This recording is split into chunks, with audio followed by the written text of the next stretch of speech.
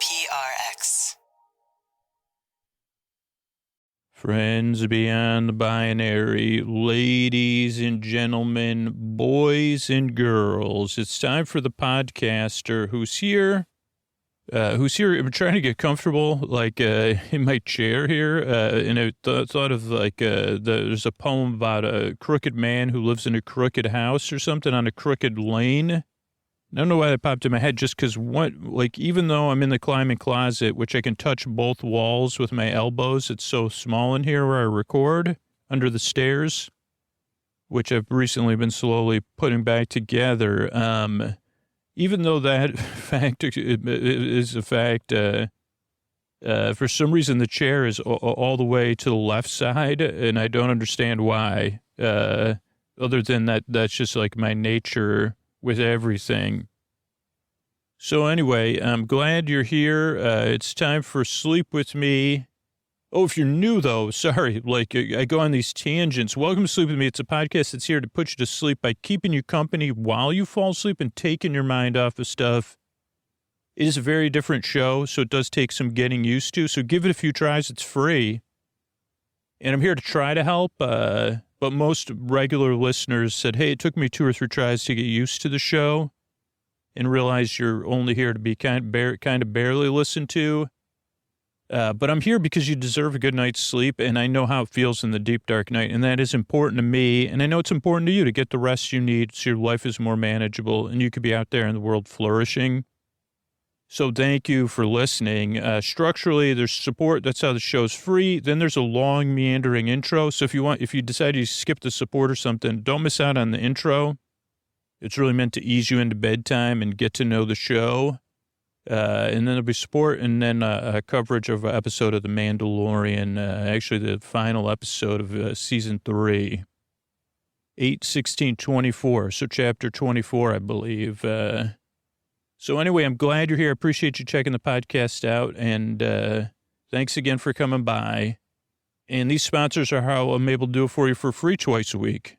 All right, everybody, this is Scoots here talking about the Patreon. Now, if you're already supporting the show on Patreon, or if you're curious about the bonus content and the benefits you get, but if you're a patron, we're not at 50% patrons using the bonus content yet. I want to get up to like 80 or 90%. So if you're hearing this, set yourself a reminder tomorrow. And if you're curious about the Patreon, on our Patreon page, we have videos about what you get the $5 a month level, the $10 a month level, and the $20 a month level. Oh, by the way, there's a free trial at the $10 Patreon level. So set a reminder, say, hey, I want to start that free trial at sleepwithmepodcast.com/patron. So set an alarm or a reminder, or if you're a patron, set yourself an alarm or a reminder to get your bonus content set up. It's so simple. Make sure you have a podcast app. If you don't already have a podcast app you use regularly, we recommend Pocket Casts on Apple and Android. So download that app. You could download it right now while you're listening to this. Then you're going to set that reminder tomorrow, or you could do it right now. Go to sleepwithmepodcast.com/patron feed.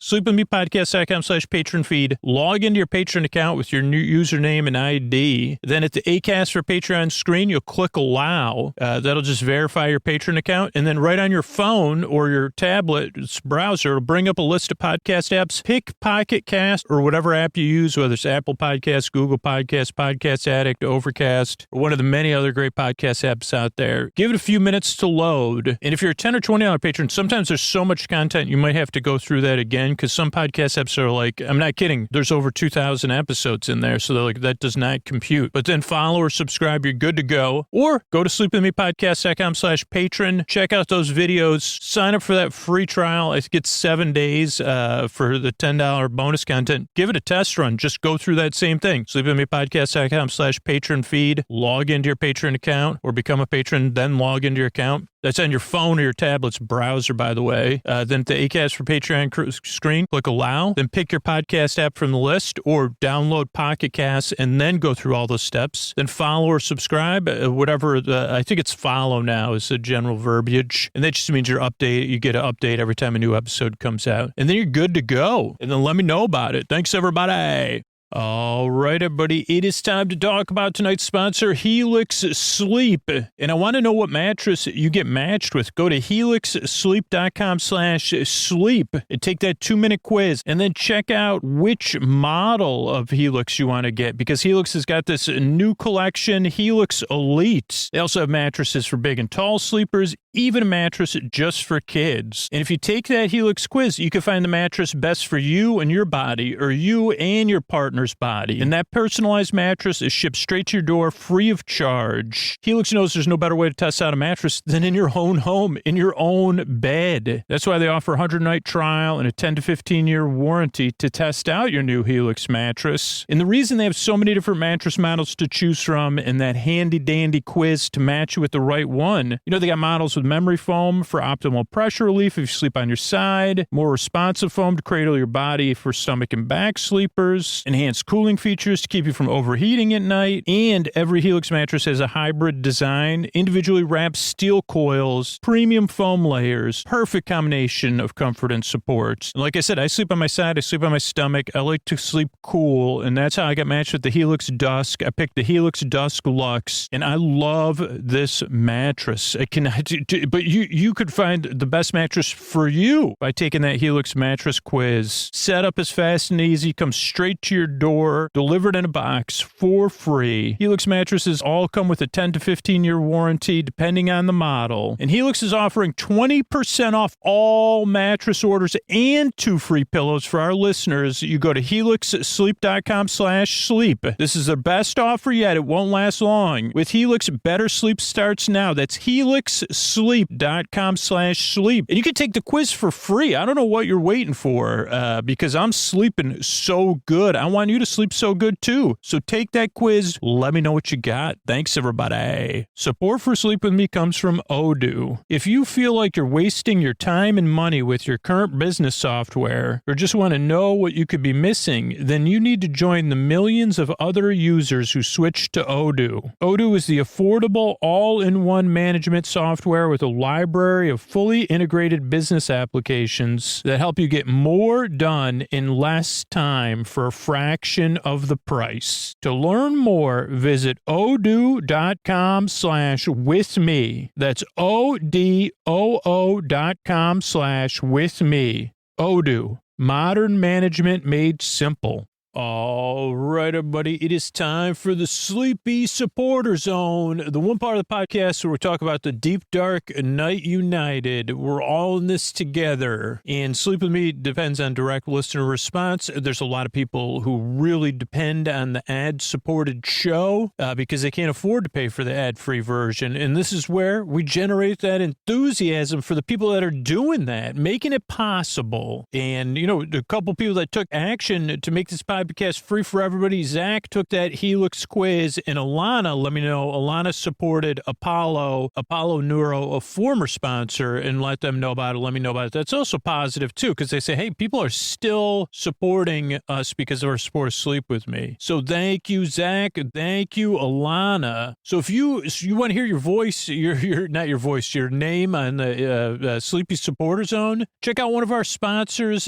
Take a quiz, download that ZocDoc app. Check out Air Doctor, check out Progressive, our new sponsor Odoo, Polysleep, Helix, whatever it is. After you check them out, let the sponsor know about it. Let me know about it, especially if you support the sponsor, because then, obviously that's what they're looking for. But even knowing that people are interested in them and taking action is huge. So I appreciate everybody that does that. And you know what? I know now as a fact, there's so many people that appreciate it too, that are really, really thankful because they're getting ready to fall asleep here as we wind down the show. So thank you so much for taking action. And if you do that, you want to hear your name on the Sleepy Supporter Zone, I forgot. You fill out the form at sleepwithmepodcast.com/sponsors. Second part of the Sleepy Supporter Zone, you getting the support you need right now. There's links to resources if you're having a tough time you could connect with, including international resources. It's also about being a part of positive change, not just saying Black Lives Matter, not just saying stop AAPI hate, not just saying support Ukraine, but taking action, learning more. There's a couple things we've been doing this year. Supporting the Trevor Project. We were supporting the Orlando Park Stop fundraiser. You can still use their link, orlandoparkstop.com/charity, to support the Trevor Project with one-time or monthly support. Or you can join us in building hygiene kits for the Midnight Mission. Use the link in our show notes. And that's it. Well, Mystery Bard, a lot of people help out on this show. Who are they? This Posterson sounds like a near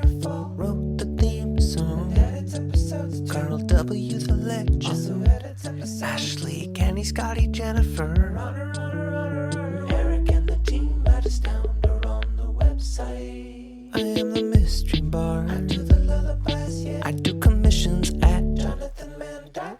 I'll write a song for you. Any reason at all. You can tell me the story and I'll make it personal. You see the kindness shine straight on through when the listeners form their own Facebook group. Keith, Stacy, Sarah, Julie, and Jennifer.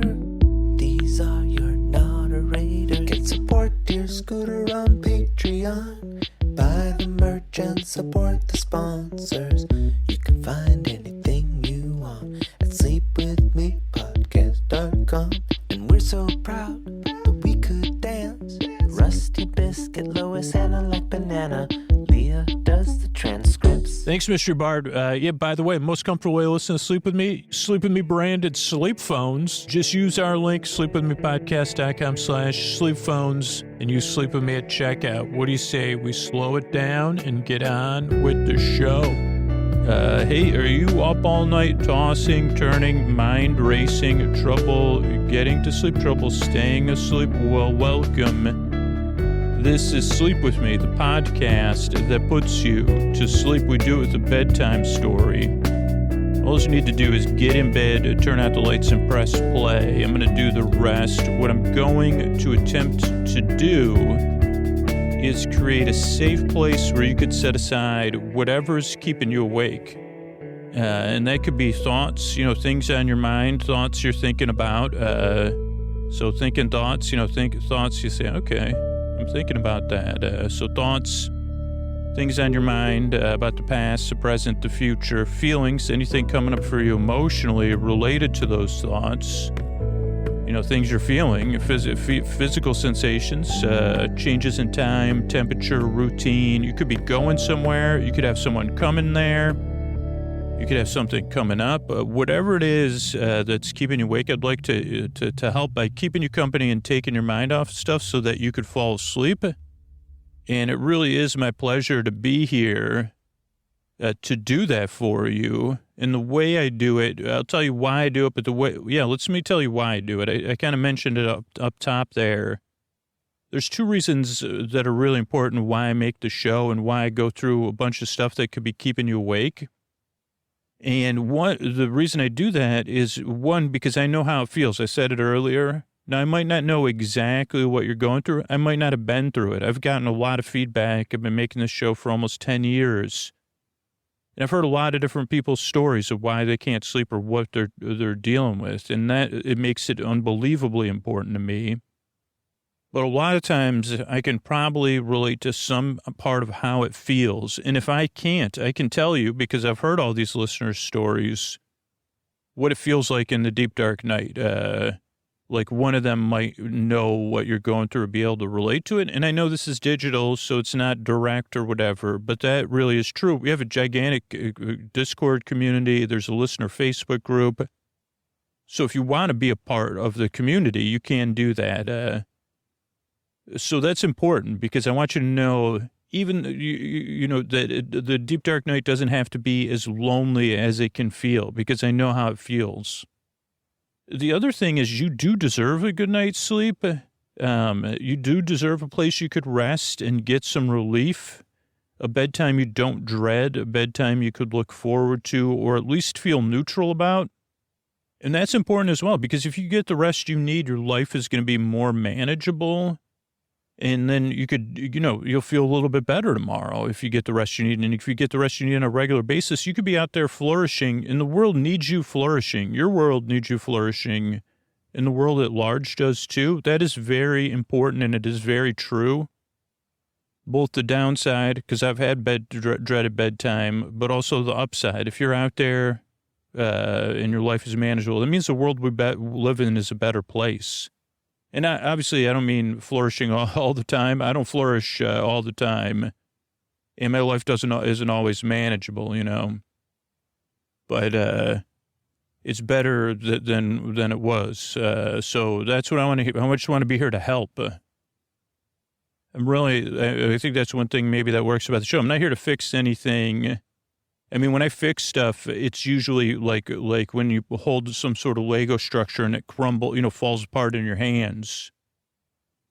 Or like, you've seen those slapstick bits or whatever. The people that make those, they say, but that's really what it's like, both inside between my ears and in my hands in the physical world. So those are the two things that are important to know. Now, the third thing that's important to know is this show just doesn't work for everybody. And most people get here skeptical or doubtful. So that is a very normal way to arrive at this podcast, because why wouldn't you be skeptical or doubtful? You probably tried a bunch of different stuff to put you to sleep. You've probably gotten a bunch of different advice from people that sleep well. And you've probably tried a ton of different things. You probably spent a ton of different, like a lot of money on stuff. And none of that for me really helped. And what worked for me is having a bedtime routine and having these things that I could look forward to or feel neutral about. But what I'm here to do is just keep you company and take your mind off of stuff, which at first it's just hard to get used to. Like, it's just a strange show. And so I think I'm not kidding, over 1 million people have said, hey, it took 2 or 3 tries for me to get used to the podcast. So, yeah. So what I'll do here is I'm going to send my voice across the deep, dark night. I'm going to use lulling, soothing, creaky, dulcet tones, pointless meanders, and superfluous tangents, all to keep you company, all to like keep you company and take your mind off stuff while you fall asleep. So creaky, dulcet tones means my voice is not traditionally soothing. And pointless meanders and superfluous tangents are just when I forget what I'm talking about, then I talk about something else, then I'll go on a tangent, then I'll talk about tangerines, then I'll say Tangerine Dream. Is that a band, an album? I think that's probably also a flavor. Then I'll talk about that I don't consume orange creamsicles. I don't even like to think about them. I just had I don't know. Those 2 flavors. 1, don't go together for me. But 2, one point, I think you would be surprised. You may have said, I've lived on planet Earth my whole life. And I'm also, familiar with the history of desserts. I've never heard of someone having a case of a bad orange creamsicle that was frozen because, there's not orange or cream in an orange creamsicle scooter. And I'd say, well, I don't know what to tell you. Maybe it was me. It wasn't the creamsicle. I'll agree with you. It wasn't the orange creamsicle. It was me. So yeah, but that's a pointless meander and a superfluous tangent. I just went on I mean, that's just what happens. Apologies to all the orange creamsicle fans out there. It's just me. And so that could take some getting used to. How do I already forgot? Okay, so those are a couple things that I already forgot what I was talking about. So, those are superfluous tangents. But so like the show can take some getting used to, because at first you're like, what is this dude talking about? So this is a podcast you don't really listen to. You kind of just barely listen. You say, okay, orange creamsicle, huh? Or Tangerine Dream. Yeah, I know what that is. Maybe it's somewhere in my mind too. Like a vague recollection. That's my normal, like for most people, that's like an experience they have occasionally. For me, it's like usually I have a vague recollection of this morning. And then but that's what works about the show. I say, well, let me take a look at that. Let me see what's in here. And you see, that's actually, you're not looking in this morning. That's why there's cobwebs in there. And I'd say, you're sure this door says this morning? No, it says, okay, thanks. Thanks for explaining that to me.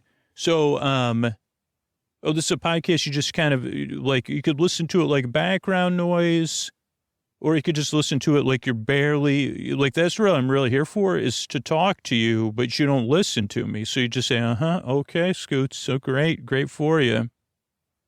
Surprised you didn't talk about popsicle sticks, but, that's fine. You don't need to now because you did an episode about it a few months ago.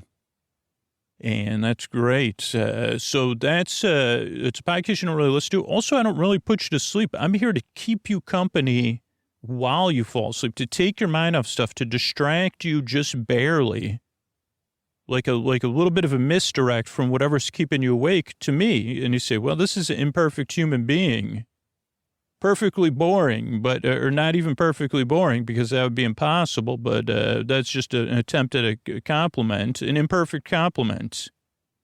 That'll be my new series of novels, an imperfect, I mean, that does sound like one. An imperfect compliment. Another Scooter's, mystery of Scooter's, the mystery of what I did this morning. Another mystery. Imperfect compliment. I like that title. Gingerbread Press. I think we have an open spot in like 2048 for a book that'll never be written. I do like that one. Could somebody remind me of that? An imperfect compliment. That could be maybe that'll be, okay. We're going to, originally we're going to talk about The Mandalorian. Now we're going to make an episode, an imperfect compliment. I love it when that happens. Okay. So what else do you need to know? Oh, I'm not here to put you to sleep. I'm here to be your boar friend, your boar bae, your boar sib, your boar bud, your boar best, your neighbor, your boar burr, your boar bee. Because to keep you company while you fall asleep, there's no pressure to fall asleep. That's why the shows are over an hour. So you say, okay, I got plenty of time to fall asleep. And I'm here for you, whether you're awake or asleep, whether you're listening or not, because there's people who are listening who can't sleep at all. And people who are having a tough day and need a break and are listening. And that's what I'm here for. So I'm here to keep you company, but not be listened to be a friend on call that you don't have to entertain. I don't need to be heard. I could just be barely heard or not heard at all, like a herd. So I don't know, my brain just said flock of seagulls. I say, no, they're pretty noisy. No offense to a flock of seagulls, but I'll pass on that unless I'm listening to yacht rock. I don't know if it's Brene Brown's playlist to have flock of seagulls. Is flock of seagulls? That's another one. I think that's a band, or a group, but like I say, is that an album or a song? Does that have anything to do with Jonathan Swift? This is where those are natural pointless meanders. This is just live, I'm podcasting live. You're not listening live, but, this is what works. Stuff pops in my brain. I see where it goes, soaring on those wings, and I mean, let's be honest. So, like, have you ever, if you've seen the cover of Jonathan, what is that called? Whatever that book is, you've thought about flock of seagulls, and then he said, is flock, and I'm sure not everybody. There's a lot of younger people that have no idea what I'm talking about at all, which is great too. Glad you're here. You don't even need to listen, but, there's a certain generation before me that says, yeah, you don't know who flock of seagulls is. I say, no, I don't think I do. Like I said, I have a vague recollection of, just like Tangerine Dream. I mean, when I think Tangerine Dream, I think of the Kinks. So I say, maybe that's a Kinks album, but I'm not positive. And then when I think flock of seagulls, I say, maybe yacht rock. So I do have a vague recollection. Okay, so this is a podcast clearly you don't really listen to, and I'm here to keep you company. The other things that throw people off other than that stuff is the structure of the show, so I just want to explain it to you so you could feel a little bit, okay. And then you could decide after a couple listens, this show isn't for me. Go to sleepwithmepodcast.com/no thank you. Once you decide that, or if you've already decided it now, then you can find something to sleep to. You don't have to dunk on me. Like you could just say, you could check out the other podcasts on there. Don't worry, I've been dunked on. Like I've been doing the show for a long time. So you just find something else that might help you fall asleep. Okay, so structure of the show. So show starts off with a greeting, friends beyond the binary, ladies and gentlemen, boys and girls. And then I say something silly. So you feel seen and welcomed in. You say, I could check that show out. Then there's support. so the show could be free. So you say, oh, okay, I don't have to pay for it either.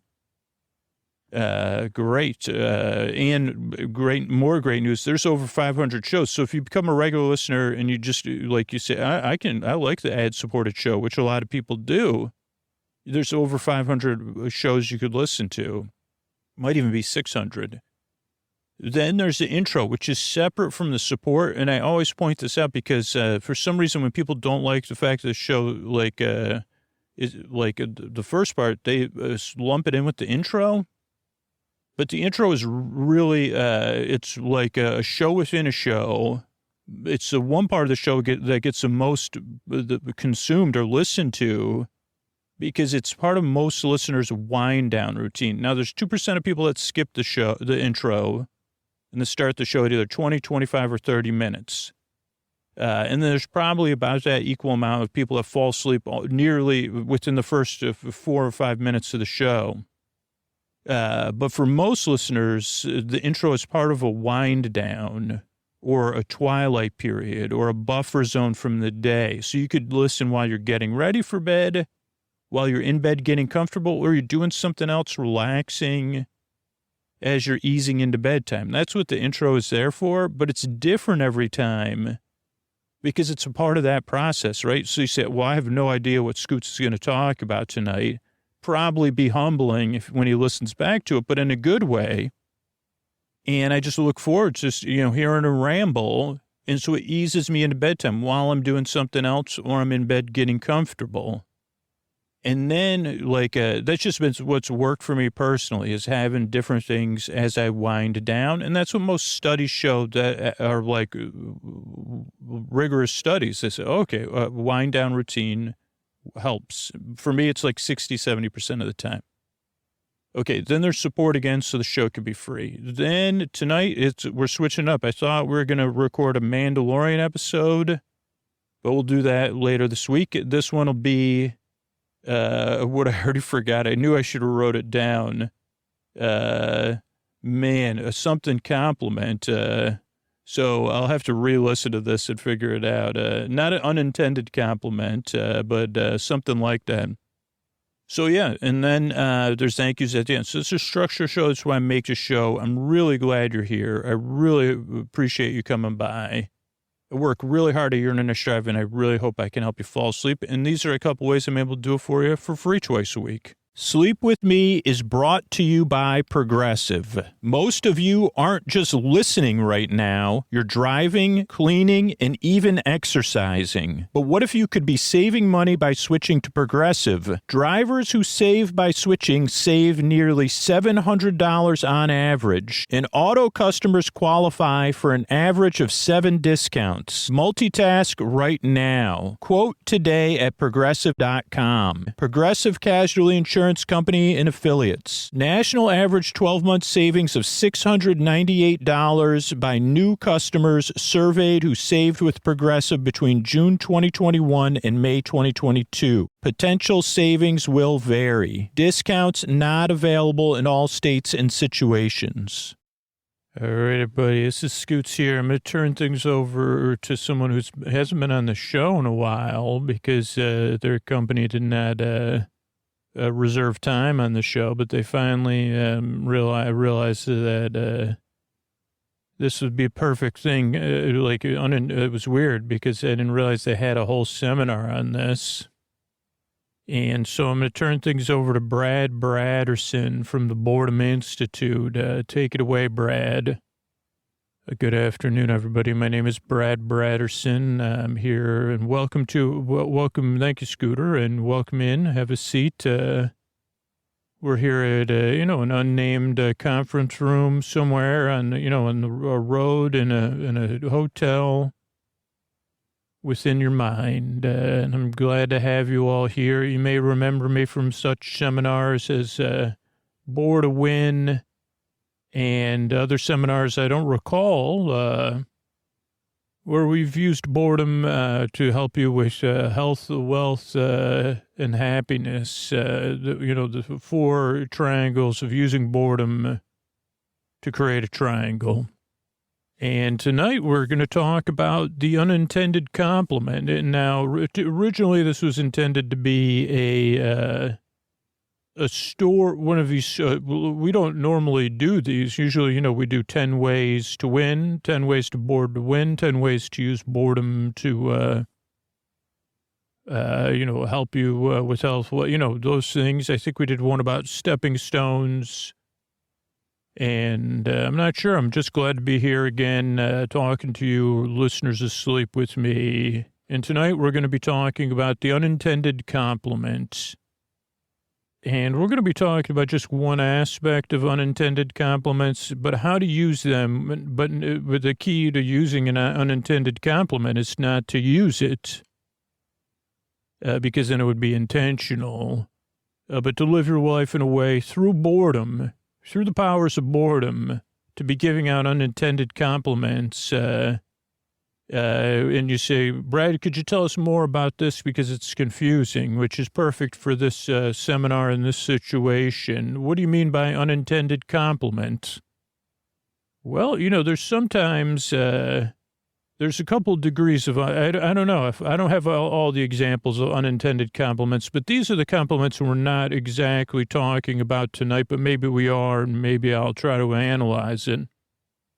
You may say, like, one example of an unintended compliment might be that someone takes it as a compliment, even though you didn't intend it as a compliment. So let's just say two people are standing somewhere, and they maybe are having a polite, general conversation. They don't know one another. And the person who is speaking now says, you know what I really love is coral shirts. Coral shirts, they say. Now, the person they're talking to just happens to be wearing a shirt that they believe is the color coral, and that they maybe already felt good about, or maybe they weren't sure how to feel about it. And then they say, this person loves coral shirts. And they must be complimenting indirect. They think it's an indirect compliment, while it's an unintended compliment. Like an intended compliment might be like, "Oh, I like your coral shirt." An intentional compliment. And we're trying to move with boredom beyond the stages of intention of complimenting others for health, wealth, and happiness. Now, in this situation that we're bringing up, the person didn't intend to compliment the other person, but the person did take it as a compliment, and they felt good. And maybe they said, I do too, or maybe they said thank you, and it caused, some consternation.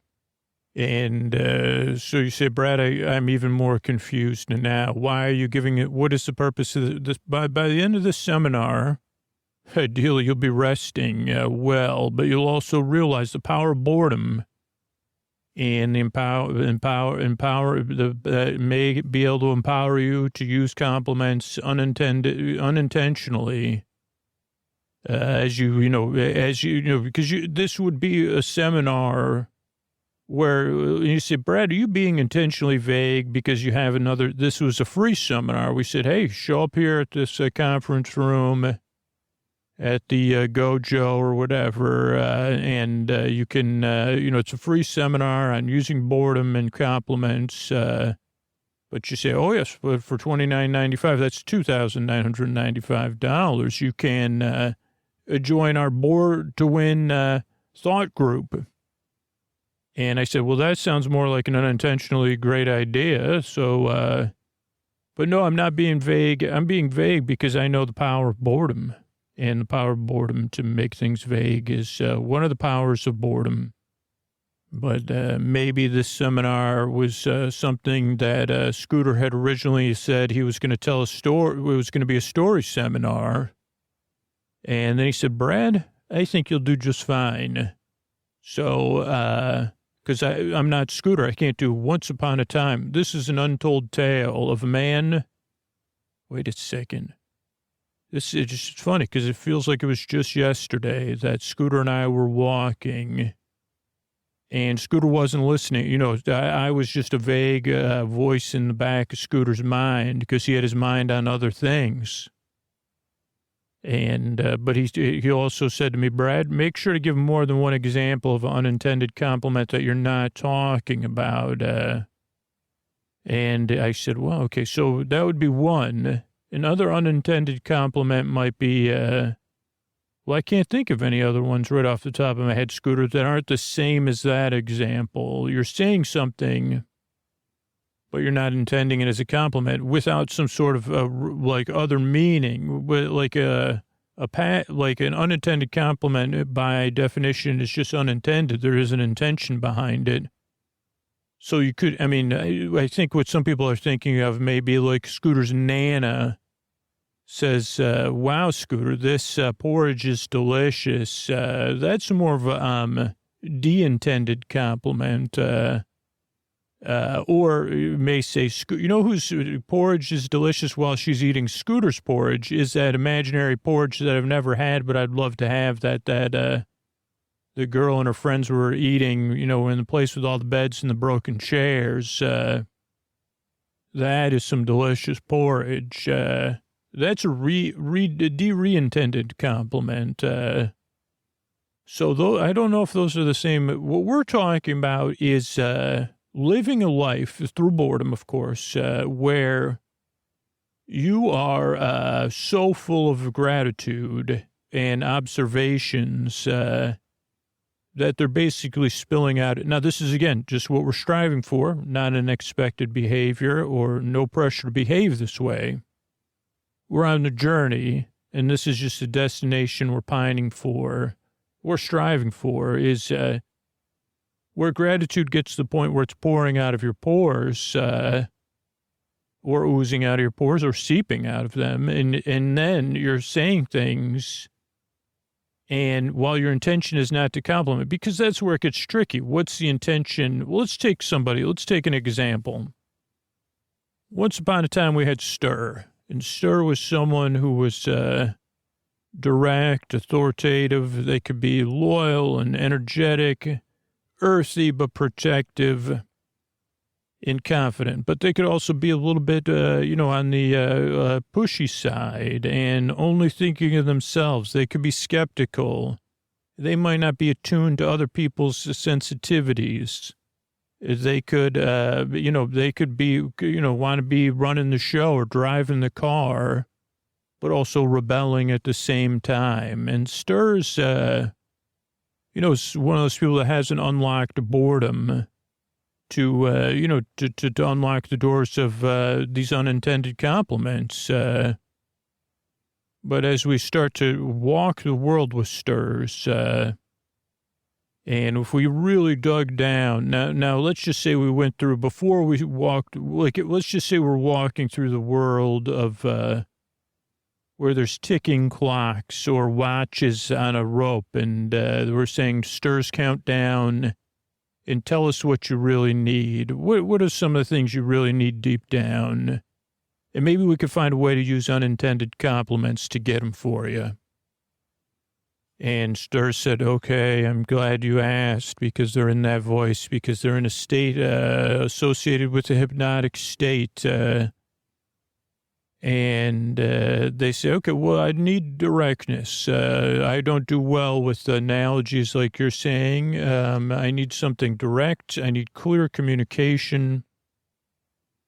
I need to know that I could trust you. And what I tell you is between the two of us, even if it's something you might think is inane, just say, hey, do you mind, check with me first directly. And maybe I need to see some tenderness, and then help to see my own, that I can't see it for myself. Now, I may need some time alone. It's just maybe how I process things, or sometimes that's what I need. I'd like to be acknowledged, of course, and acknowledged for real, not any kind of, I don't know, maybe I need some intentional compliments, not to throw everything off track.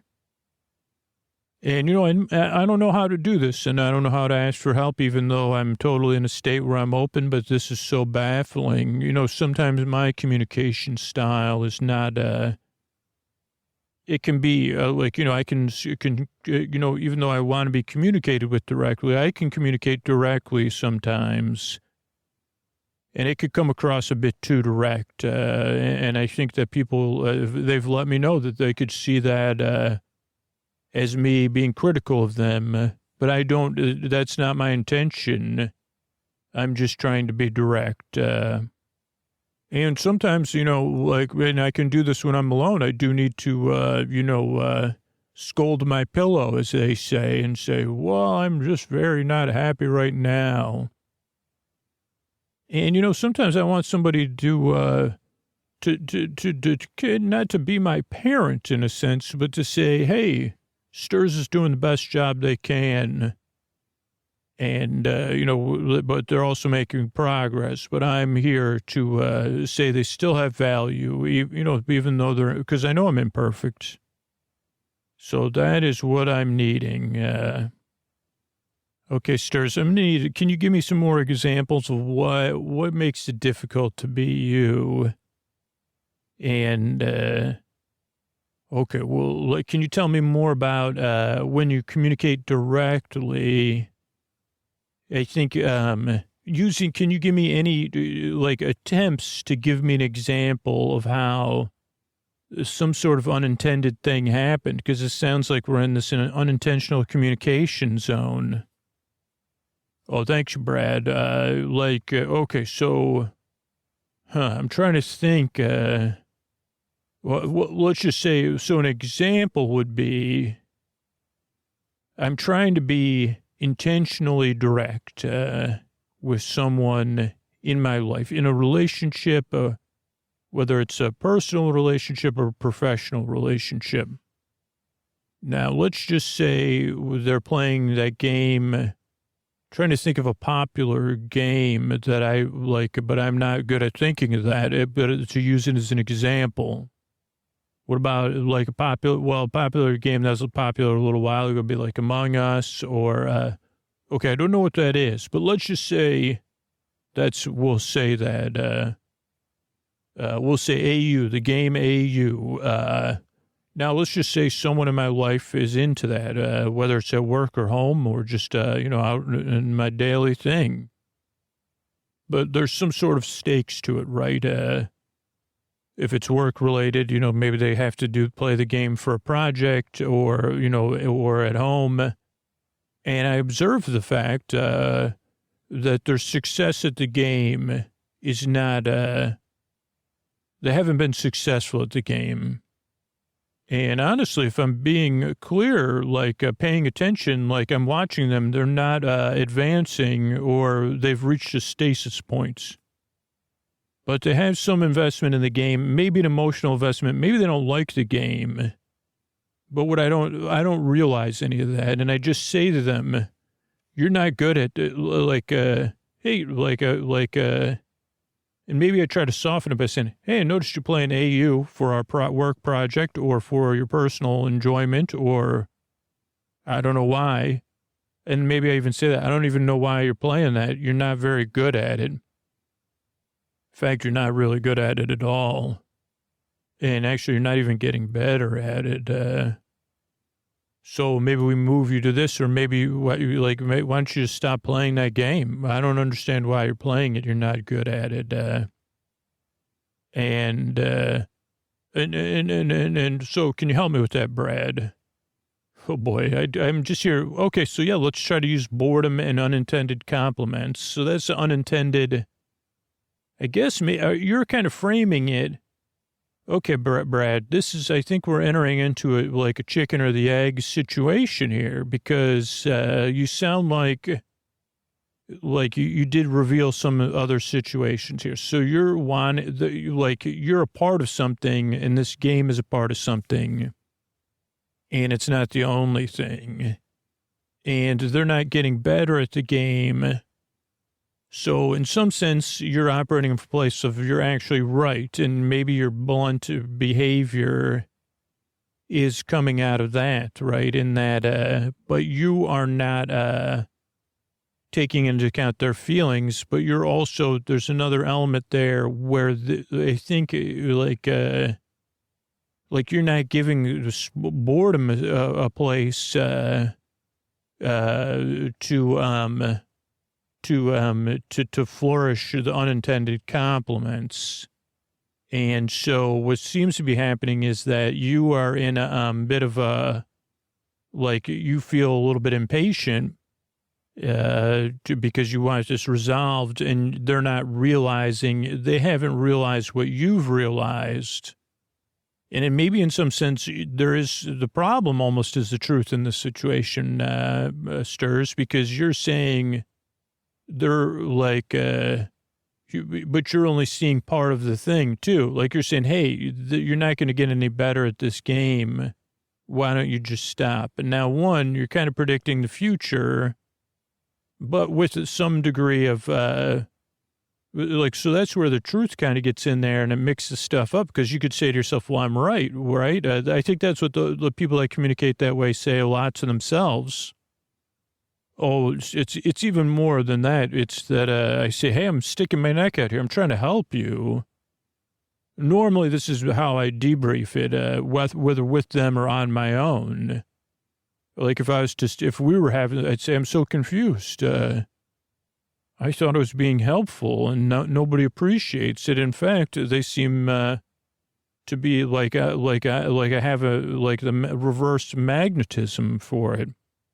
Okay, and you're kind of like somebody that you don't like people that break the rules, even if you break the rules, but you probably put a lot of pressure on yourself. So it's a very structured thing, huh? I guess so. I don't know. Can unintended compliments help me with this situation? Well, boredom can.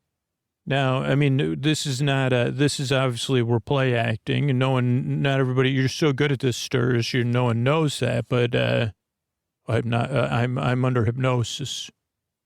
I was just trying to show that, don't worry, Stirs is but so that this normally doesn't happen. Like sometimes boredom allows things to marinate in a good way versus non-boredom. So boredom's a bit like becoming disengaged with it. And maybe one powerful boredom tool that we've learned over the years, thanks to Scooter. Now, Scooter usually represents the outside voice right here, but for you, Stirs, you're going to have to achieve this a little bit on your own, which is, it sounds like there's probably a running tape, like we're covering a different couple of these tape loops here. And maybe in a period of boredom, you could actively disengage from that and say, okay, well, you're just going to keep at it about that person in the game and how they're not very good at it, huh? But that's a little bit boring, because we know, to give it some more space and be like, oh, well, these are repetitive thoughts. I'm getting bored by them. And you get kind of like a little bit, I don't know. I don't have all the answers, Brad, or Stirs, even as Brad Braderson. But what I do see is there's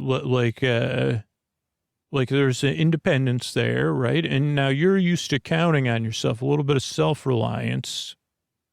And you've been put in a position here where you're the one at the head, or you feel like you are. So maybe some of that thing of and it's probably because, you possess some of those skills. And I would say that you probably possess a lot of courage and to be straightforward and honest. It takes courage, except when it doesn't. Do you know what I'm saying, Stirs? I don't know. No, I don't. That's very confusing to me.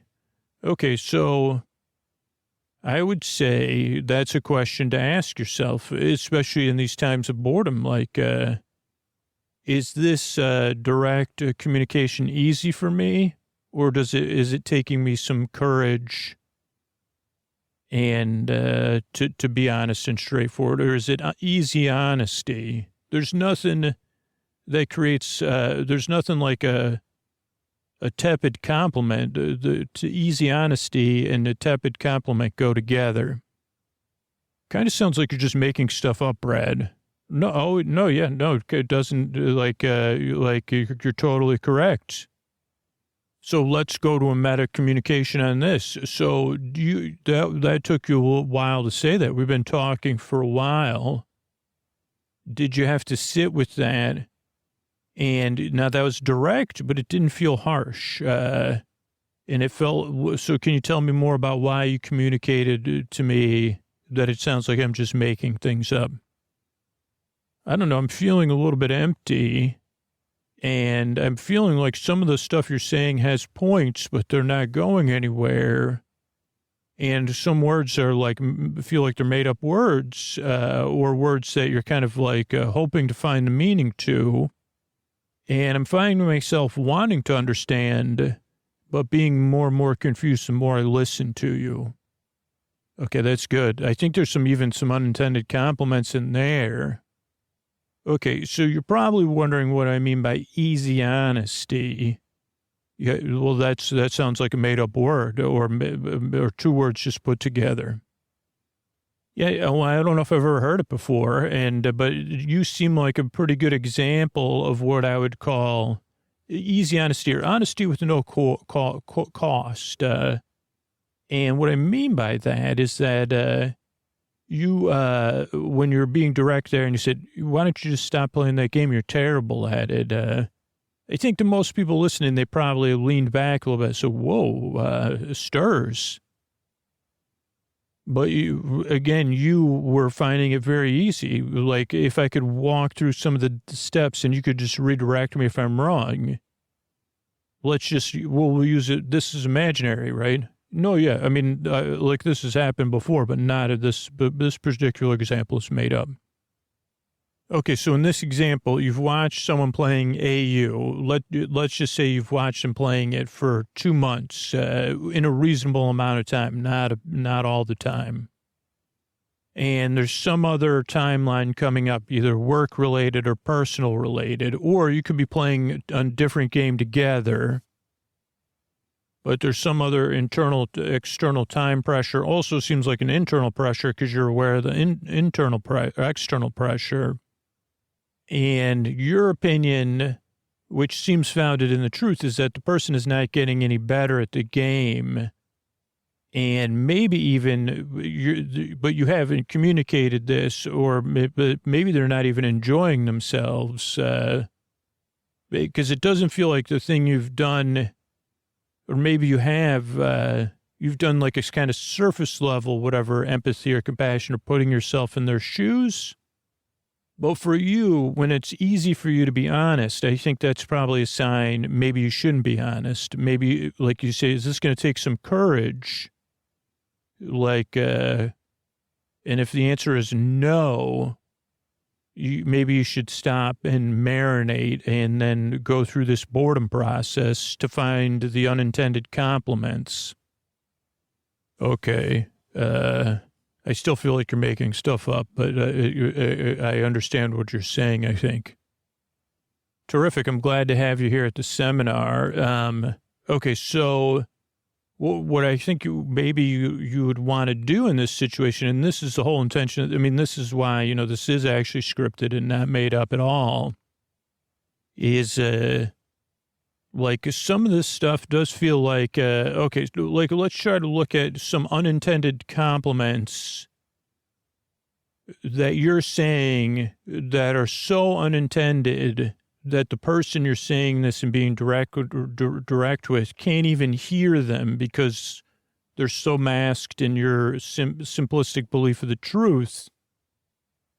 And I'm not saying that like as an insult. Like, I mean, you're just saying your direct communication of what you believe is the truth. I have to believe as a boredom expert that it's so boring that the wanting to avoid the depths of boredom are not where we're not able to see that the reality is that there's a whole well of unintended compliments there that you're not aware of and they're not aware of, and that by having the courage to discover those and then find a way to communicate some of those, we try to use boredom, I think we've talked about in other seminars, or maybe those are only, are extremely high level paid courses, empathy and compassion through boredom. Okay. I'm hearing what you're saying. So here I am, watching this person in my life, play this game that, they don't seem to be getting better at, so it does create a reaction in me, which you're and yeah, maybe what you're saying is I haven't created space for it. But so what I could say are some unintended compliments. So I've already said the compliments, right? Right. You're nodding, Brad. Wow, you're really persisting at this game, despite the fact you're awful at it. That's an unintended compliment. I mean, it may be hard to hear, so I would just eliminate the second. Wow, you're like, I appreciate the fact that you're doing something. I mean, unless you're just using the game as a tool for escape, and you're also not good at it. Hey, this is Brad here. I really like how you're using your directness, and you're finding out these unintended compliments. And actually, in some sense, you're really staying to the rule book. Yeah, that's a direct compliment, Brad, but I appreciate it. Yeah, I mean, thanks. So let's keep going. What else? I just wonder, I noticed you playing this game, wondering if you're enjoying it or not, or how you're feeling at it, because you keep at it, and is this something you're enjoying? Okay, that seems like maybe a unintended. I like that. I don't know if that's well. I guess the compliment would be like, "Hey, you're worthy of my caring, and I care about you, and just curious how you're feeling about this game you keep playing. Right, that you're terrible at." Okay, so that's pretty good. Is there any other unintended compliments you could give? Oh, maybe like something like, and I learned this from you, Brad. Well, hey, I noticed, excuse me, do you mind pausing the game for a second? Or can we schedule a time to talk? But I noticed, I'm thinking about this timeline for this project or whatever. We got to go to Nana's house or, this access this game, whatever it is, this timeline. And I noticed myself kind of wondering, I don't know, I'm not feeling great about it. I don't know. How are you feeling about the timeline, or how do you feel? You know what I mean? I'm not sure. I just want, I'm so unsure. I'm not even sure how to communicate it. Okay, that's pretty good. I mean, I would definitely use someone other than a boredom expert to, find a way to communicate that. But I think, from where you're coming from, there is some nice, I think that's a nice place to operate from, that you're kind of operating from a place of what would the unintended compliment be there, Stirs? Well, I have feelings, and that's okay. And you probably have some feelings, and that's okay. And I have feelings about this timeline, which maybe even the timeline exists, so it needs some sort of compliment. So great job existing timeline, and it feels like it's looming. And I'm not sure. Do you feel like it's looming, or do you feel like, are you thinking about the timeline at all? Okay, that feels like a little intentional, though. But, you could say you're thinking, yeah, no, I guess I'm not an expert, but I'm only expert on the boredom part.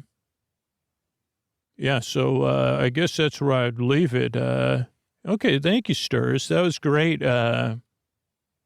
So I don't, okay, so now now that I've discussed things with Stirs, maybe I could come up with an idea here, because Scooter said, I originally was supposed to be a story seminar. So maybe you're watching the production, this Brad Braderson here with an untold tale. It was a long, long time ago that there was someone like so once upon a time. Now, and Scooter will remember this because he's talked about it on the podcast before. Well, so once upon a time, people, used to paint their insides of their houses and the outsides of their houses. And you could buy paint at different places, but you could buy paint at This was before the stores that carried everything. But I think even in that, no, Scooter was, but so you used to have hardware stores, right, that sold very similar to those giant ones. I think they're called home improvement stores now. And there was also paint stores where you would go and they sold only paint. And I'm guessing those still exist, but at the time, I think, and now I don't understand, this is yet another thing I'm confused about. Were people painting their houses more in the 80s and maybe even the 90s? And were they painting indoors or outdoors? I don't know.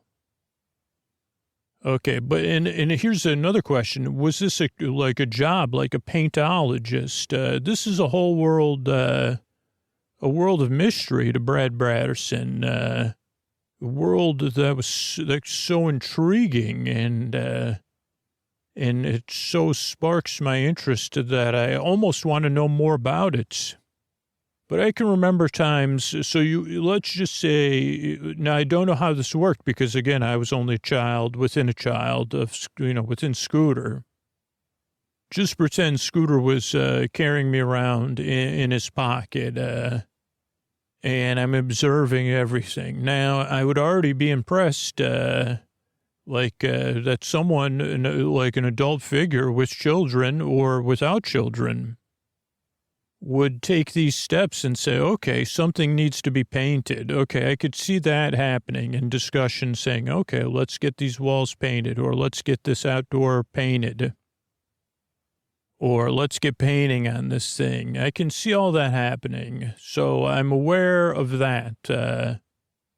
Now, the next thing they would have to do is say, okay, so let's decide let's start to break this project up into smaller parts. Now that is or maybe they have somehow had a method like that or unlike that worked for them. And I'm watching all this and I'm saying, okay, then at some point during that process, whether it's a short process or a long process, whether it had procrastination or was rushed or was in some sort of middle zone, the time came up to decide on the color of the painting. And I think this still exists, that you could go get paints had different colors and numbers, very similar, like the easiest example we could say is Crayola. But you would get these cards. Now let's just say you were painting something in a maroon or brick color, and you were deciding between about 5 or 6 tones. They would have a strip of different colors within that, maroon brick, sunset brick, whatever, chocolate maroon, and stuff like that. And it would be on a card. And I think there was even books. But you would take this card and you would take it home and then you'd say, okay, well, what do I think here? Well, this is kind of like I'm feeling like brick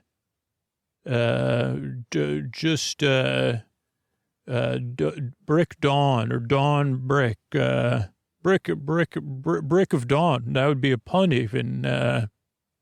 We're feeling like brick of dawn is the color we want. Then you would return to this store. Now, at some point, and I'm not even aware of this, so this is only an assumption, but I think it's a strong assumption to base things on. And they would say, wait a second, I'm going to need like I need some sort of calculator to calculate how much paint I'm going to need for this project. And whatever that calculator is, probably provided by the paint companies. Maybe this was a different era, because nowadays you'd say, oh boy, is this calculator actually have my best interests in mind? And that's something I could say, hey, that's a good way to look at it. So, I mean, yeah, that was a delving into the direct compliment. But so then they say, okay, we need about 8 gallons of paint. Paint was sold by the gallon in cans. Now, this is where it gets flashy. Holy cow, does it get good here. Now, you would go to the store. And again, I was only in the pocket of Scooter watching all this. But it did seem very, very exciting. But we weren't a part of the actual, we were only observing. Probably Scooter was somewhat grouchy because he wanted to be watching cartoons or playing with his toys. But you would wait to be, wait at the paint stand or at the paint, so there was a paint mixing thing that would happen. And now this process to me is now shrouded in mystery. At the time, Scooter and I didn't really care. It was something that just happened magically, and what we missed out on was the magic of how it happened. So we don't really know, but so you would present the person with this thing and say, okay, we're looking for a brick of dawn. That's the color we want to paint on. Okay, how many gallons you need? Whatever gallons. We said 4 gallons. Okay, 4 gallons of brick of dawn. Now, this is, again, a leap in presumptions, so you'll have to excuse me if you're in the paint business.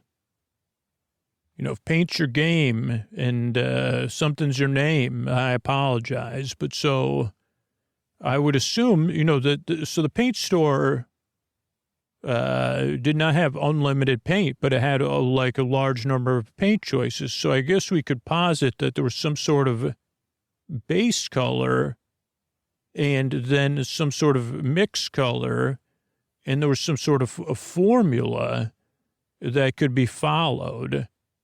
And I guess the formula would have to be somewhat precise because you were making more than 1 gallon of paint.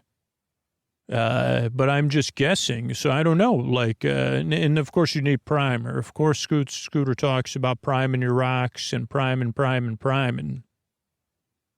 But we're not talking about primer right now. We're talking about primer. No, I'm just kidding. Just a little AI there. I'm not talking about primer. But so primer. So you would present this person like this is magical science and art coming together, and they would follow some formula. And for me, precision is art because I've been around Scooter so long.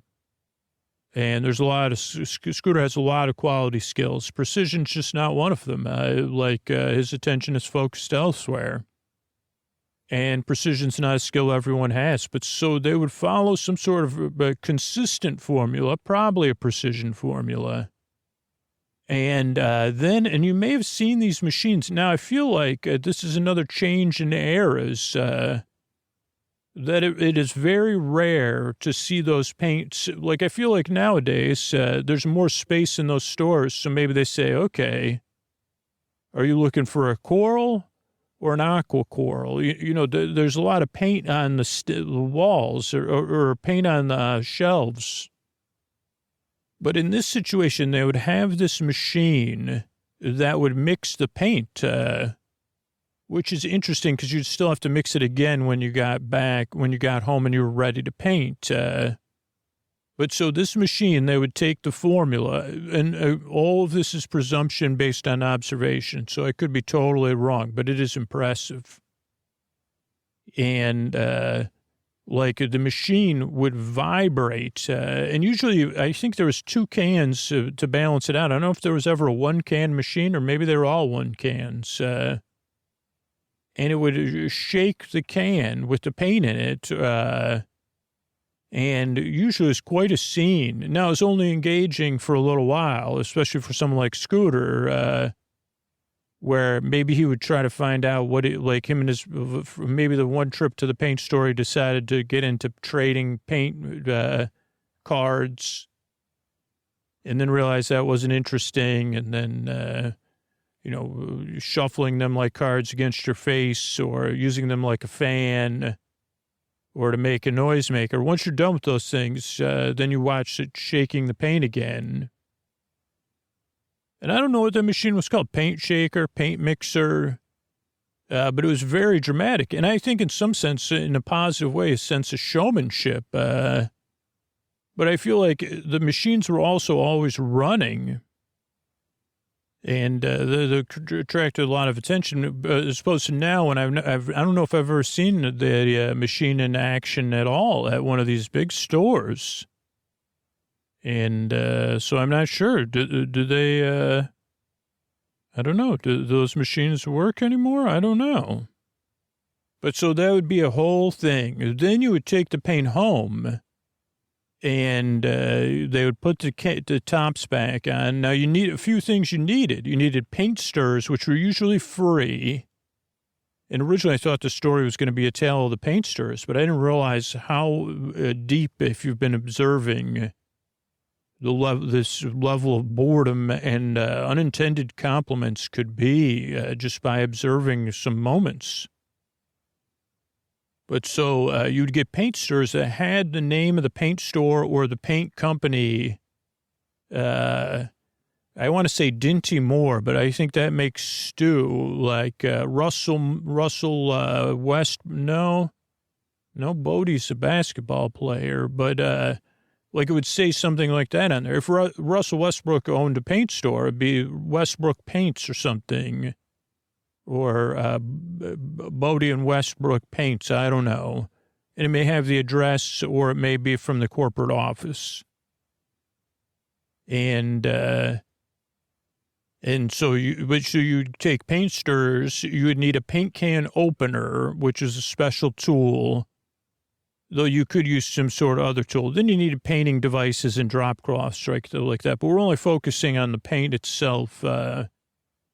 And the paint can opener looked a bit like a can opener from my memory. And you probably could have used a can opener, but it did have a specific type of lip. And the paint cans, that would be, some paint cans had a plastic handle on them, but over the metal handle.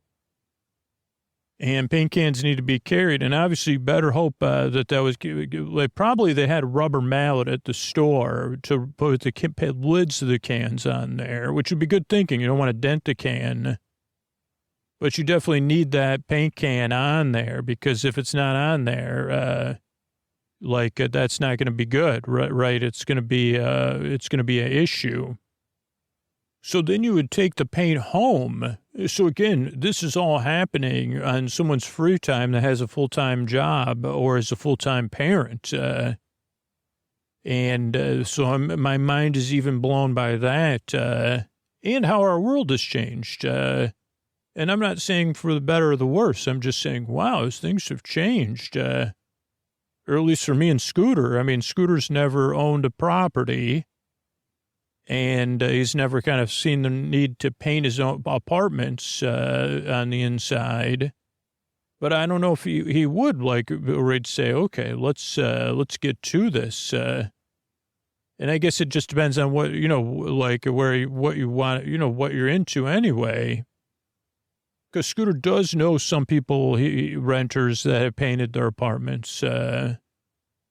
So then so just thinking about all these steps is wonderful. Then you would need to mix the paint, and you would use the stir, so the paint mixing happened at the store, then paint stirring.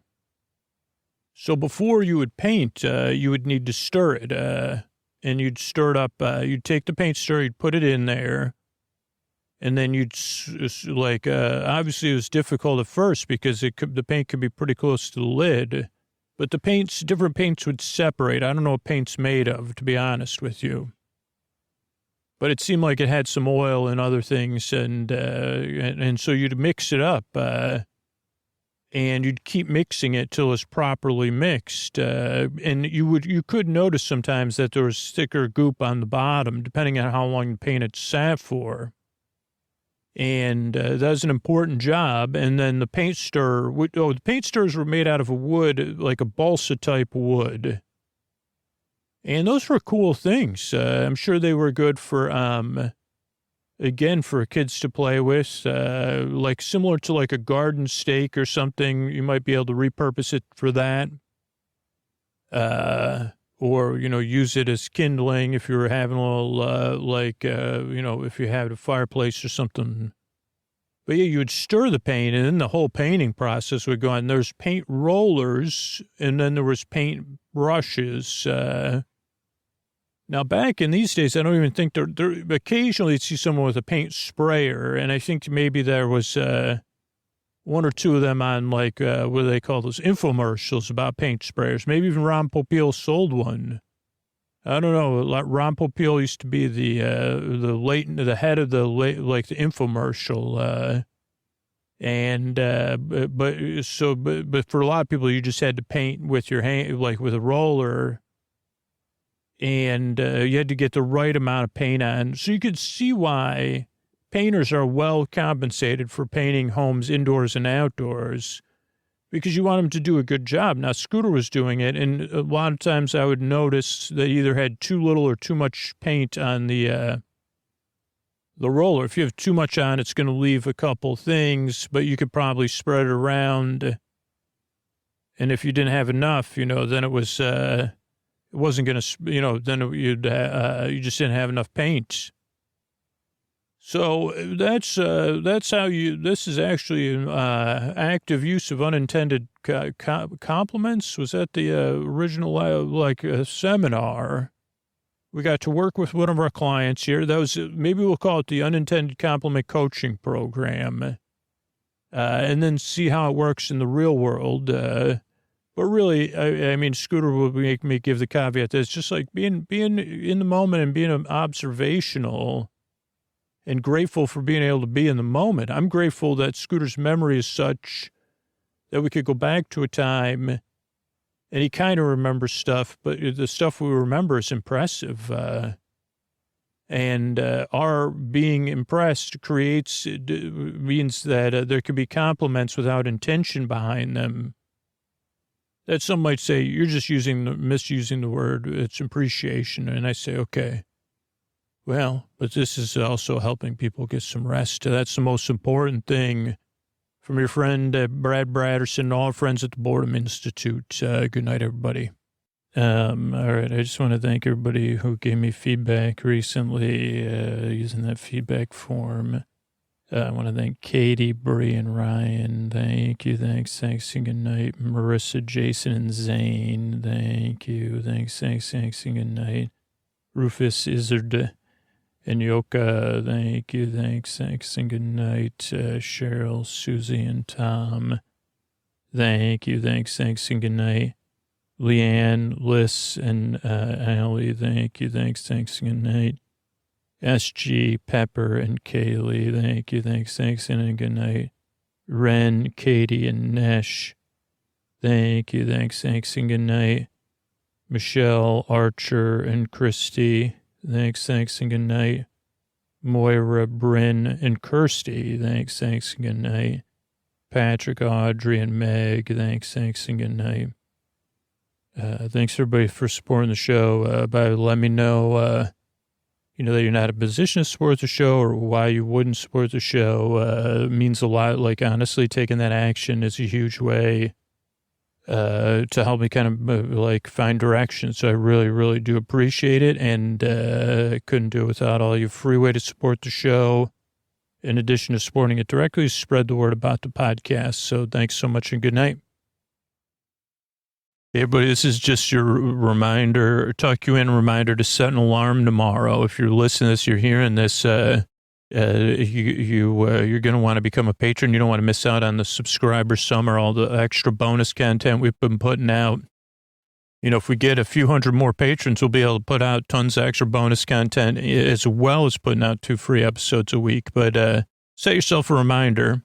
Say, hey, yeah, this podcast is important to me. I want to remember tomorrow to support the show. So sleepwithmepodcast.com/patron. Say, hey, smart speaker, hey, phone, remind me tomorrow. Go into your calendar right now. Set an appointment for 10 a.m. tomorrow to go to sleepwithmepodcast.com/patron.